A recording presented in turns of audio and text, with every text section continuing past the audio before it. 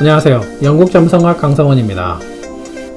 오늘 3분 토픽은 삼국지에 등장하는 인물을 점성학 성향으로 분석해보고 차기 대한민국 대통령 성향이 왜 난세 간웅이어야 하는지 알아보겠습니다.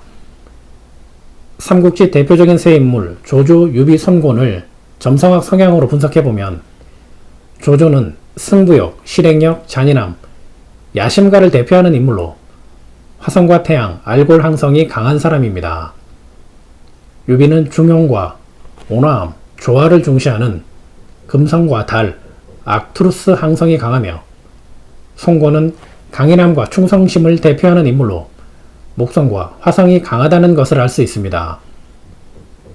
조조의 알골 항성과 유비의 악투루스 항성은 모두 전쟁을 대표하는 별이지만 가장 큰 차이는 알골은 무조건적인 정복과 실행력을 뜻하고 악투루스는 명분 있는 전쟁과 나라를 지키기 위해서 전쟁을 한다는 게 큰 차이점입니다.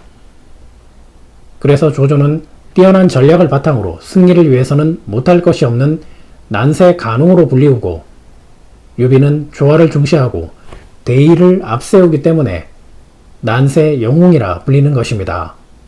조조의 사례처럼 알골 항성이 개인 차트에 위치한 사람이 나라를 대표하는 요직에 있으면 긍정이든 부정이든 한 나라에 큰 영향을 미치게 됩니다. 알골의 힘은 해당 국가를 반열에 오르게 하기도 하고 나락으로 떨어뜨릴 수도 있습니다. 한마디로 뭐 아니면 도인데 이러한 사람이 난세에는 실행력과 승부욕을 바탕으로 국가에 필요한 인물이 되기도 합니다. 지금 대한민국은 코로나와 경제 위기로 한치 앞을 알 수 없는 난세에 놓여 있으며 정치, 언론, 행정, 사법부 등 많은 부분에서 정체되어 있으며 여러 개혁이 필요한 시기입니다. 문재인 대통령은 조화와 대의를 앞세운 난세 영웅이라는 역할을 충분히 하셨으니 2022년 이후의 대한민국은 불합리한 기존 체계와 미래를 위한 개혁을 하는 난세 간웅, 즉 조조형 리더가 필요합니다.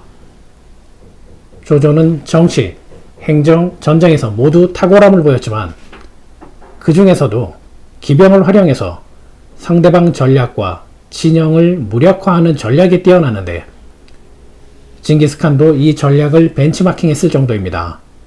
조조의 주요 전략이었던 기병 전략을 현대적으로 해석하면 속도감 있는 행정력 또는 행정 관료를 장악해서 이들의 능력치를 끌어올리고 지자체를 관리하는 능력으로 설명할 수 있습니다. 차기 대통령은 행정 관료를 컨트롤하고 이들이 최전방에서 실질적인 개혁을 해야 한다는 뜻입니다. 조조와 같은 지도자가 필요한 이유는 또 있습니다. 어지러운 국제 정서에서 중국과 일본을 상대하고 북한과 미국의 대응까지 해야 하는 대한민국이기에 차기 대통령은 전략과 전투력, 정치 능력이 뛰어난 난세, 간웅이어야 합니다.